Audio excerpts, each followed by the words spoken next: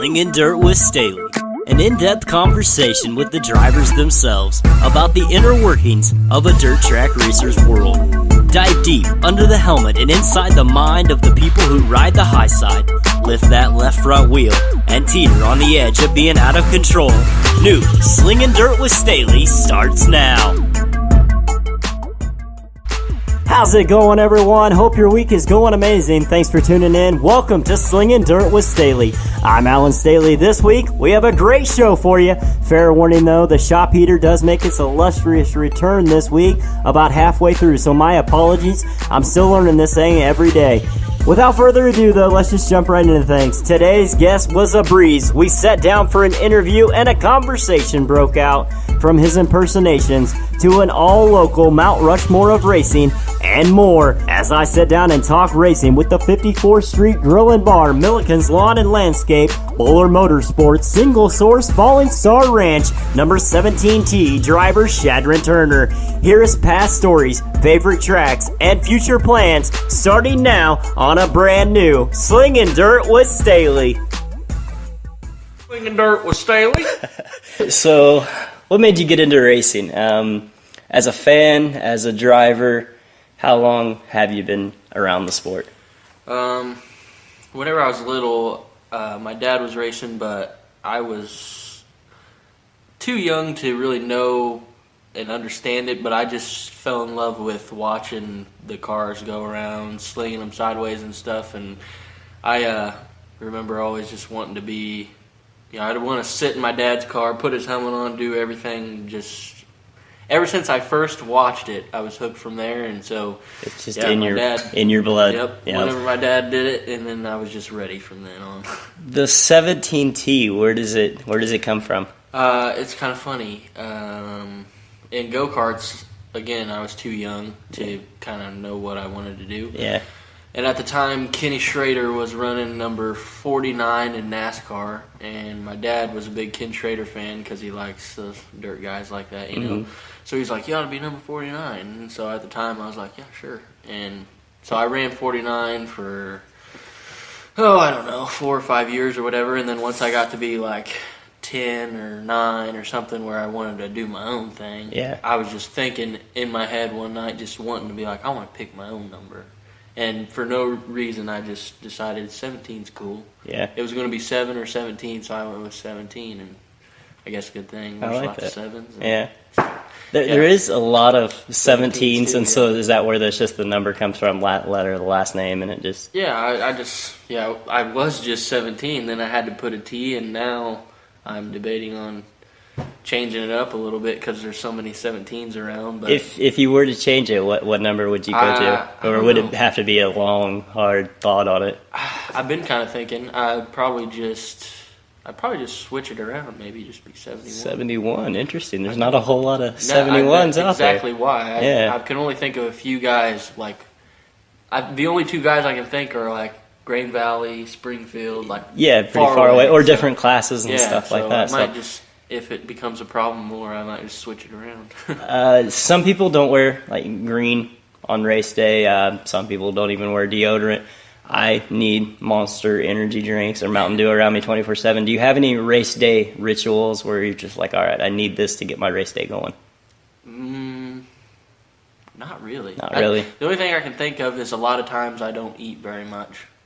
On the race day, so there is no pre-race meal or anything like that? It's not even really like a thing where it's like I can't eat that much to do good. It's just like, I think the excitement and the nerves of I'm racing later, I just don't eat anything. Do you still get nervous every time? Yeah. For the most part? It's not too bad like it used to be, but yeah, I mean, if you're starting on the pole or, you're got the pressures on. Yeah, the pressure's definitely on, especially. If you're having a rough season or something and you're ready to, people are expecting you to at least get a win or something, and you're expecting yourself to get one, it's just the pressure's on. The pressure can get to you. How do you deal with those pressures, with the internal fear, with the, the bad things that come along with having fun, and it is a competitive sport? Is there any added pressure putting that car in victory lane? It usually all before just sitting on the grid. You trying not to think about it, trying to stay calm. But then ever since go-karts, I can actually remember sitting in a go-kart on the grid when I was young, starting on the pole, and it didn't help that it's cold. Yeah. But I can remember shaking, being like half cold and half nervous. Shaking, but then as soon as I start to take off, it's over. I'm just everything just goes away.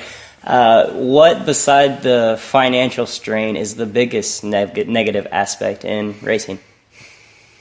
The time, probably. The time spent. People, you love it, and that's why you do it all the time, but whenever you get, it's kind of one of those deals where at the beginning of the year, you are ready to be in the shop all the time. Yeah. When it gets to be about halfway, you start thinking, man, I got to go out to the shop and do this, I got to do that. But I like to always sit back and think to myself, like, man, if I wasn't going out there to do that right now, like, what else would I be doing? This is a perfect time of year where it's a weekend, and if I didn't have this going on, I'd be thinking, what am I going to do? What am I going to do? Like, you know. Average week during the season, how much time do you spend in this shop right here? Because we are recording in your shop, and it's quite nice. I like it in here. It just depends on the week before. If you have a good week, which we had a lot of good weeks last year. You did. Where we didn't tear anything up, and then, you know, I would say on a good week, we'd come out to wash one day, and we'd come out to maintenance the next day, and we'd come out to load, and that's 2-3 days minimum.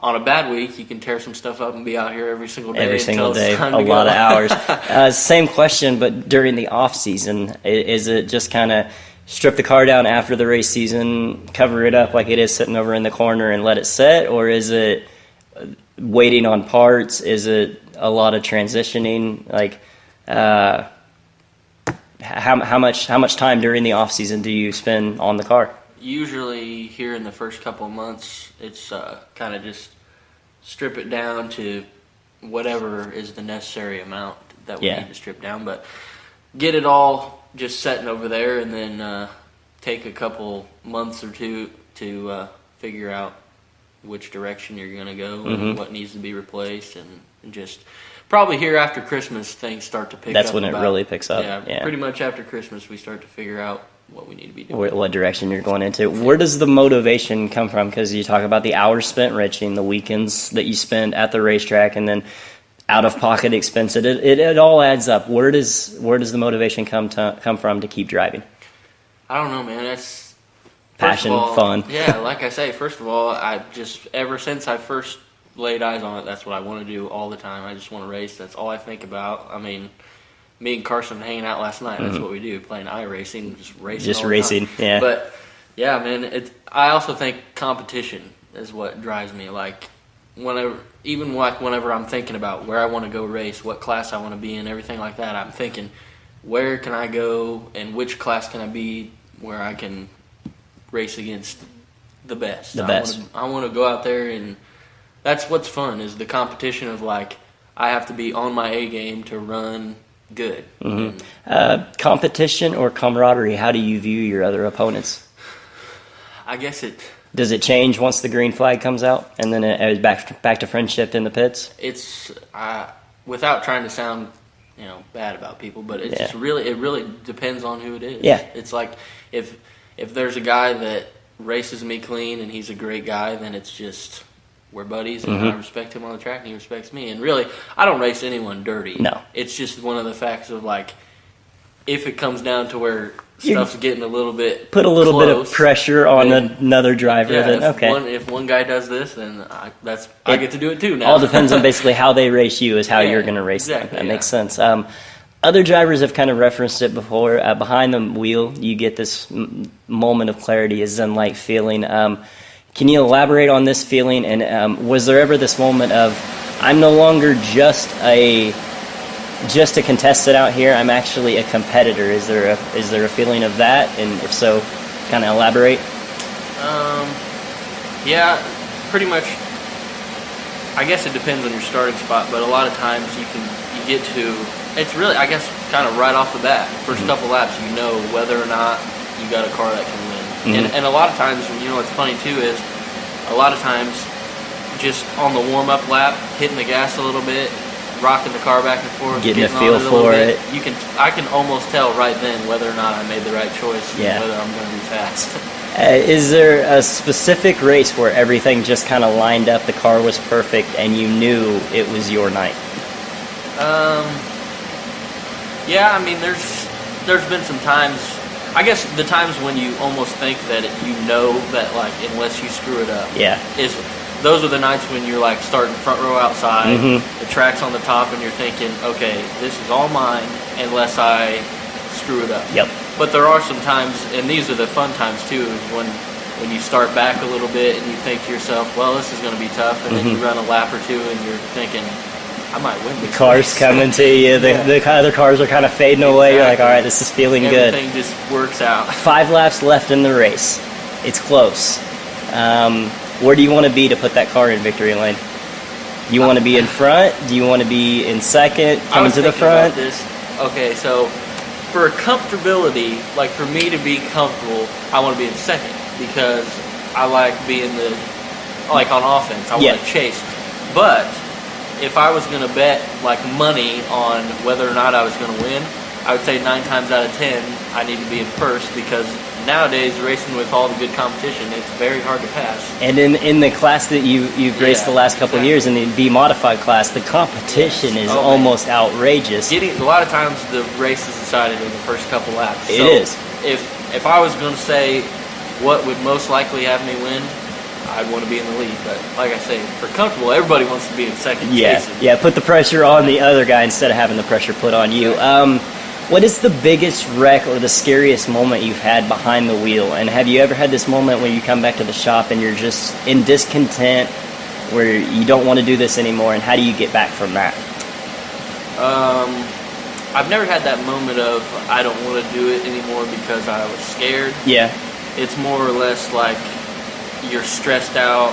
Like I've had a few bad wrecks early on when I was worried that we wouldn't have the funds to get back out for a while. Like I've had some big wrecks at Lakeside early on where I've had to sit out like 4 or 5 weeks in a row getting things fixed. And that sucks big time, but it does help you learn that you can't wreck or you're not going to be able to race. So yeah, there's a couple of big wrecks I can think of at Lakeside where they weren't really terrible, but it's like a place like Lakeside, if you spin out in front of the field, if you hit the wall, you're going to bend the frame and you're going to have a lot of damage. It's going to hurt because the cars are going so fast on that track. Yeah, that'll knock the wind out of you, that place. It really does.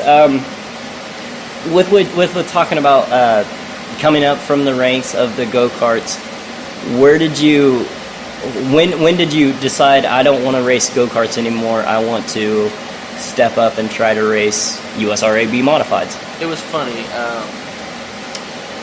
Whenever my last year racing go-karts, I was 12, and at that point in my head, I was thinking, I'm too young. I'm only 12. I'm not going to be able to.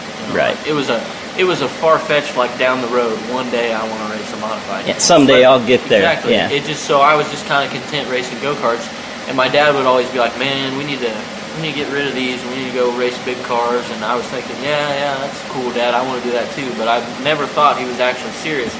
Well, one day, I think it was the end of my 7th grade year, I was like 13, he was like, hey, we're going to look at a modified. And we actually bought it from Billy Hoover in Stewartsville, my old 06 used car. And he's like, yeah, we're going to go look at this modified. And I was thinking, are you serious? Like, this is awesome. This is going to be cool just to even look at it. And so, next thing you know, we go look at it, and he buys it, and we're coming home, and I'm like, we don't even have a shop at the time. We're just working out of I'm thinking, this is just going to sit in our trailer. I'm just thinking, this is crazy that I have a modified now. Is there anything like that feeling of your first win? No, there's not. Especially like you said, the B mods that I've been running in.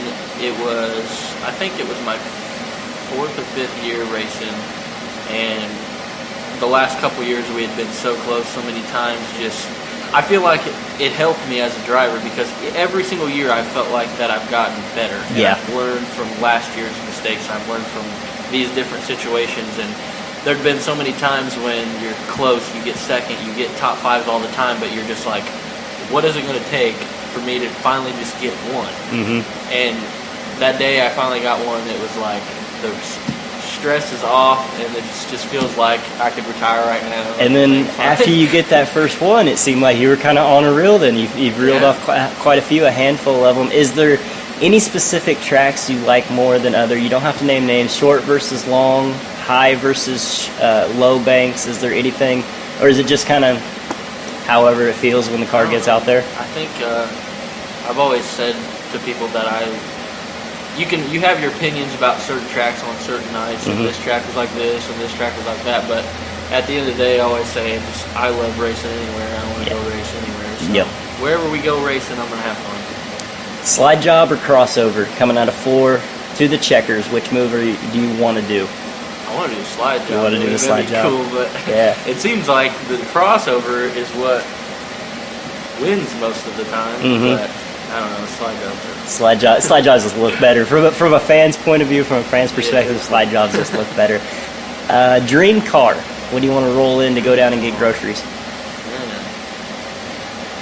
don't know.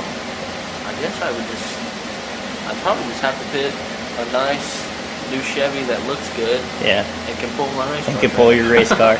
Can't quite make the race car road legal yet, so just get something to pull the race car. Something to pull it with and look good while you're doing it. Is there anything in a race car that you haven't done yet that you want to? I mean, you're young, you're talented, you're obviously driven. Any specific class of car you want to race? Is it straight dirt slinging? Chance of asphalt in the future? What do you want to do? I think it would be cool. Of course, to win a national championship would be awesome. Yeah. It's really hard, but the last 3 or 4 years we've been like the top 15 in USRA. And whatever, a national championship would be cool. And I haven't ran at any track for a long enough time to be a track champion. And this year, I'm thinking maybe it would be kind of cool to actually race every race at one track and try to be a track champion. But I guess championship somewhere. I did win the Northwest Championship, which was cool, but one track or one national series would be good. That would mean a lot. The people of Hollywood, the Hollywood elite, are calling. They're making a movie about your life. The highs and lows, the wins, the defeats. Who plays you?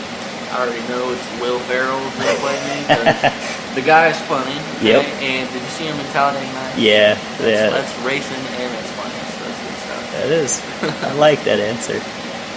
There's a lot of changes going on in the racing world this off-season. What is your plans for next year? We're going to support John and go IMCA for sure. So, but we're teetering on whether or not we're going to be IMCA modified or sport mod.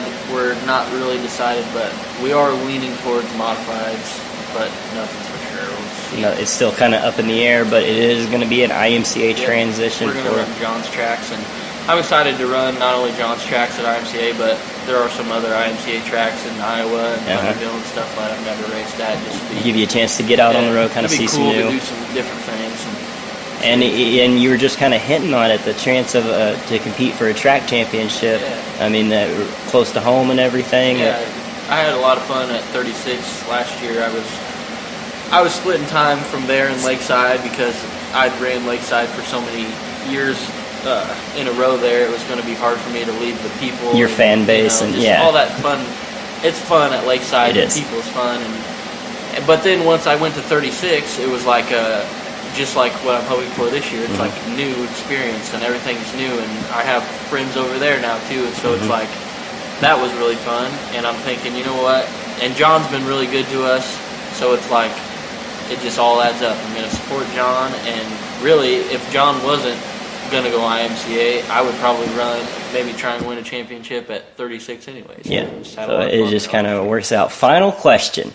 It's kind of the staple of the show. Your Mount Rushmore of racing. It can be all NASCAR, all dirt track, F1 series. It can be whatever you want. Top 4 drivers in your mind, no particular order. All right.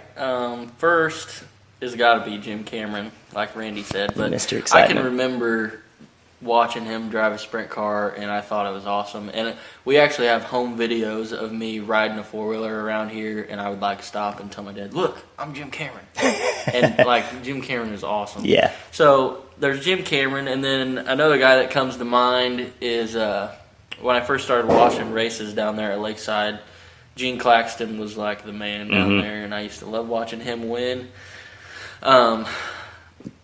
And also, I gotta say my dad, because like I say, I never really got to be old enough to watch him race a lot, but I can remember being around his race car and just wanting to sit in it and put his helmet on and like act like I was racing. And not to kind of interrupt you here, but fun night, the last night there at 36, your dad got behind the wheel. That was awesome. I've seen you on race nights whenever you're driving and the smile on your face, but man, you were having fun on fun night just to get to see your dad wheel the car and everything. And I just kind of wanted to point that out because you and your dad at a racetrack, it's definitely something special. Your final driver on your Mount Rushmore. Yeah, I'll talk about my dad, though, real quick, because that was awesome. He was scaring me, though. He was getting close to the wall. I was like... He wasn't afraid to get that car around the track. Every time we got off the track, he kept telling me, I wish I would have went a little faster, and I was like, I think you're all right. Yeah, you're good. You don't need to go any quicker.